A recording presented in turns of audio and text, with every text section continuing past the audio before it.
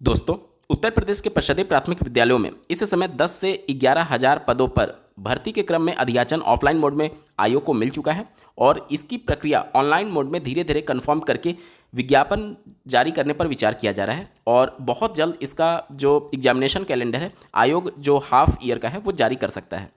अब इन सब के बाद से जो चयन की प्रक्रिया है जो पहले परिषदीय प्राथमिक विद्यालयों में हुआ करती थी, अगर उसमें बदलाव नहीं किया गया या फिर पदों की संख्या नहीं बढ़ाई गई तो ऐसे कैंडिडेट जो कि अनरिजर्व कैटेगरी से बिलोंग करते हैं या फिर कैटेगरी वाले भी कैंडिडेट, उनके लिए कट ऑफ कितना ज़्यादा जा सकता है और इवन इतना ज़्यादा जाने के बावजूद भी अनरिजर्व कैटेगरी की सीटें पूरी तरीके से खत्म हो सकती हैं केवल और केवल शिक्षा मित्रों के माध्यम से।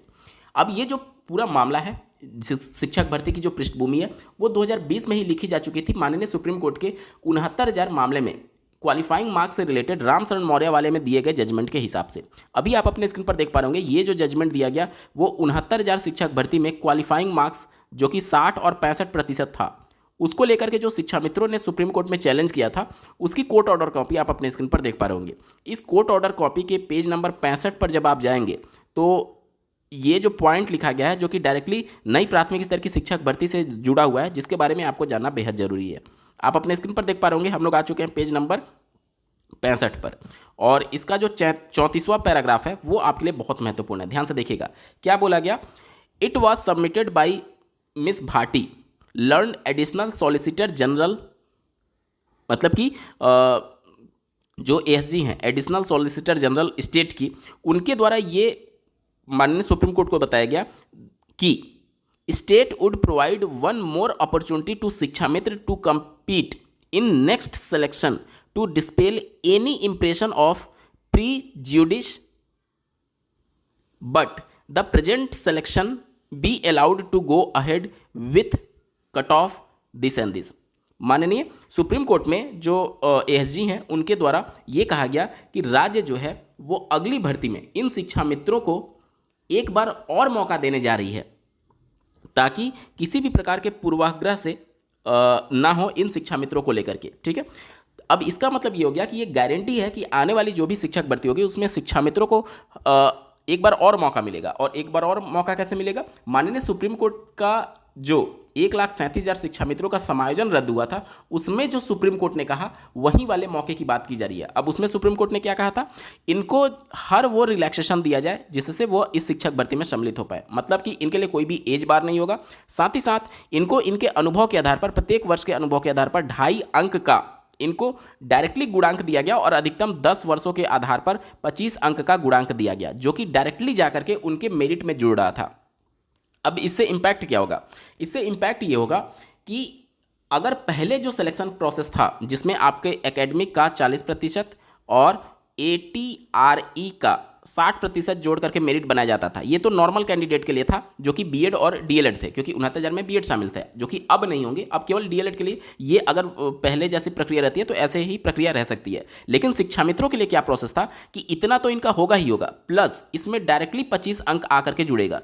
इसका इम्पैक्ट ये पड़ रहा था कि कोई भी कैंडिडेट ATRE में केवल क्वालिफाई भी कर लेता है तो वो मेरिट में सबसे ऊपर चला जाएगा। एक उदाहरण के तौर पर समझते हैं, मान लेते हैं कि जो क्वालिफाइंग मार्क्स था वो 60 और 65% था।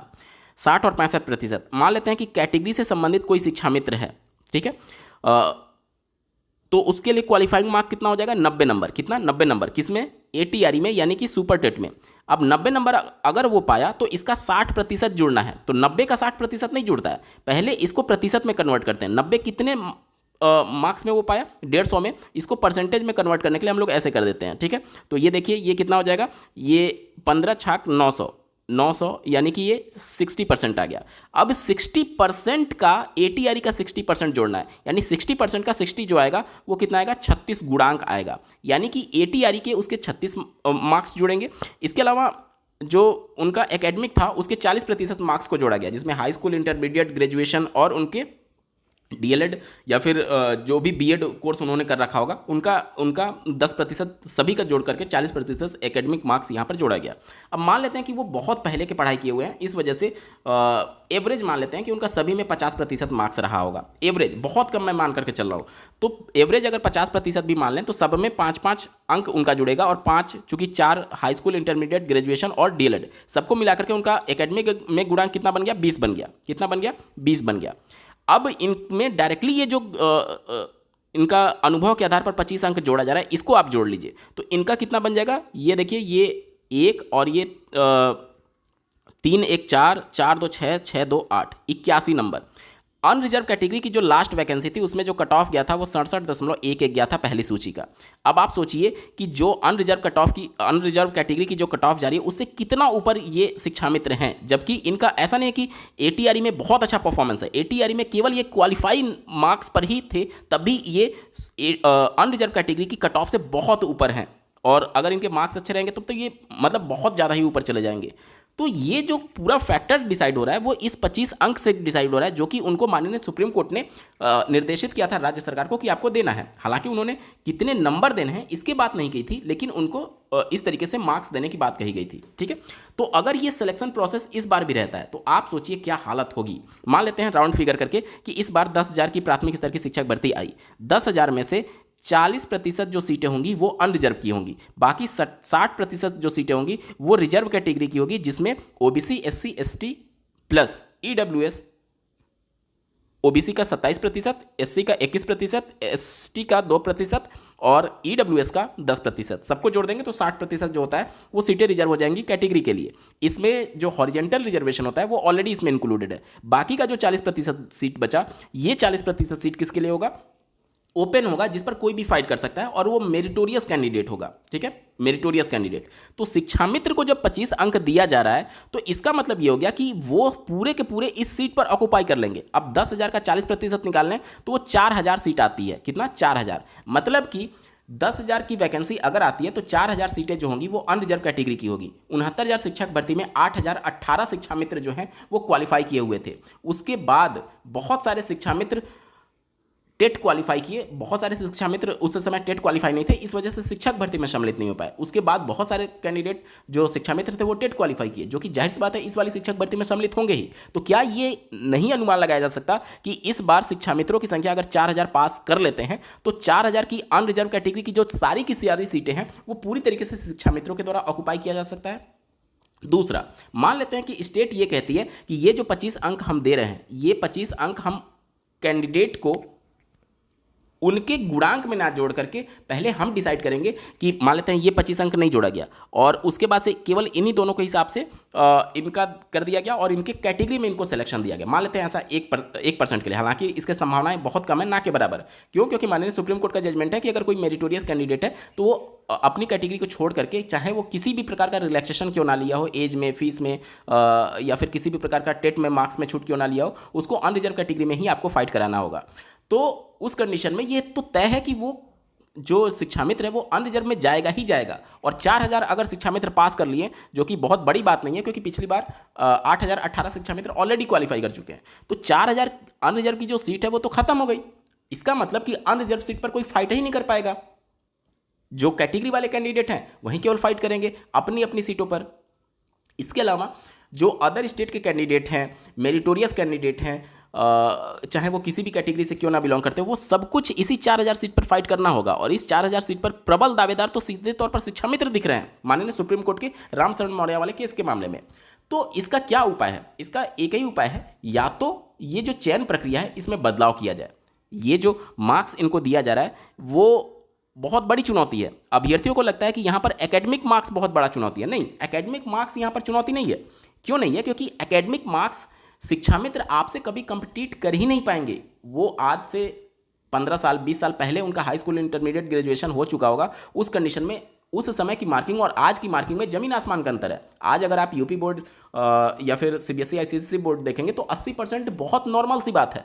किसी भी एवरेज कैंडिडेट का भी लगभग 75-80% आ जाता है। लेकिन उस समय जब शिक्षा मित्र पढ़ाई कर रहे होंगे उस समय 60% लाना भी बहुत बड़ी चुनौती होती थी। तो एकेडमिक बहुत बड़ी चुनौती नहीं है शिक्षा मित्र के लिए या फिर नॉर्मल कैंडिडेट के लिए। बहुत बड़ी चुनौती जो है ये 25 अंक का गुणांक है, और इस 25 अंक के गुणांक को या तो डाइल्यूट किया जाए स्टेट के द्वारा कि हम इतने प्रत्येक वर्ष के अनुभव के आधार पर 2.5 अंक नहीं देंगे बल्कि थोड़ा कम करेंगे।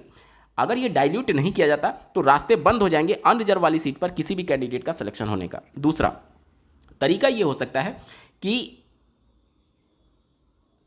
पूरी तरीके से एटीआरई के मार्क्स पर ही क्यों ना सिलेक्शन किया जाए, पूरी तरीके से एटीआरई के मार्क्स पर। और अगर एटीआरई के मार्क्स पर सिलेक्शन किया जाता है तो निश्चित तौर पर ये चीज़ें प्रैक्टिकली हो पाना संभव नहीं दिख रहा है, क्योंकि सुप्रीम कोर्ट ने कहा है कि इनको मौका देना है, और साथ ही साथ जो उसमें मौका देने की बात कही गई थी 1,37,000 शिक्षा मित्रों वाला, उसके आधार पर। तो ये जुड़े या ना जुड़े इससे बहुत इंपैक्ट नहीं पड़ रहा है, जो ये वाला गुणांक है इससे बहुत ज़्यादा इंपैक्ट पड़ रहा है। तो या तो सीटों की संख्या बढ़ा दी जाए, जिस तरीके से 69,000 जब सीटें थी तो उसमें 8,000 अगर शिक्षा मित्र चयनित भी हो गए तो भी बहुत बड़ा नंबर अभी बाकी था जिस पर अदर स्टेट के मतलब अदर कैंडिडेट जो हैं वो फाइट कर सकते थे। लेकिन अगर भर्ती ही 10,000 की हो, उसमें से 4,000 अगर कैंडिडेट शिक्षा मित्र के सेलेक्ट हो जाए तो ये अनरिजर्व की सारी सीटें खत्म हो जाती हैं। तो ये पूरा प्रोसेस रहने वाला है। अब बहुत सारे कैंडिडेट्स के मन में ये शंका है कि क्यों ना ये जो एकेडमिक्स का पूरा प्रोसेस है इसको ही खत्म कर दिया जाए। देखिए, एकेडमिक के प्रोसेस को लेकर के बहुत ज़्यादा विवाद है, क्योंकि 69,000 में भी अगर आपने देखा होगा तो लास्ट में जो SCRT पर अभ्यर्थी धरना प्रदर्शन कर रहे थे उनकी मांग ही ये थी कि एकेडमिक्स को यहाँ पर हटाया जाए।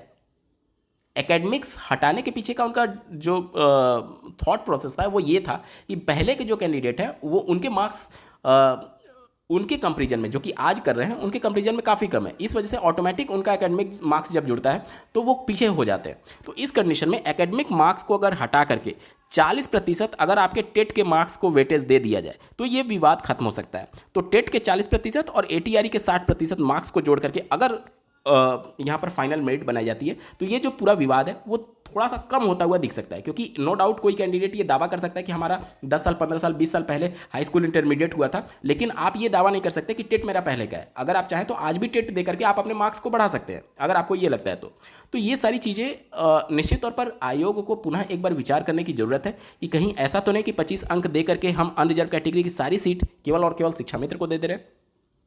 अगर पदों की संख्या नहीं बढ़ाई गई तो यही कुछ खिचड़ी होने वाली है, और निश्चित तौर पर यह भर्ती एक आपके सामने खाने की थाली आकर के और आपके हाथ से वो खाना निकलने वाली स्थिति बन जाएगी, क्योंकि आप चाहकर भी फाइट ही नहीं कर पाएंगे। अनरिजर्व कैटेगरी का कैंडिडेट चाहे वो 150 एटीआरई में 140 नंबर भी अगर लाता है, जो कि इम्पॉसिबल है, ना के बराबर। हालांकि ऐसा नहीं कह रहा हूँ कि कोई कैंडिडेट नहीं कर सकता, लेकिन बहुत मुश्किल होगा उनके लिए। एक बार देखते हैं कि अगर 140 नंबर वो लाता है तो क्या स्थिति बनती है। 140 नंबर अगर वो लाया तो 140 डिवाइडेड बाई 150 गुणे 100 कर देते हैं, तो इसका जो एटीआरई में गुणांक बनेगा वो बनेगा 56 का।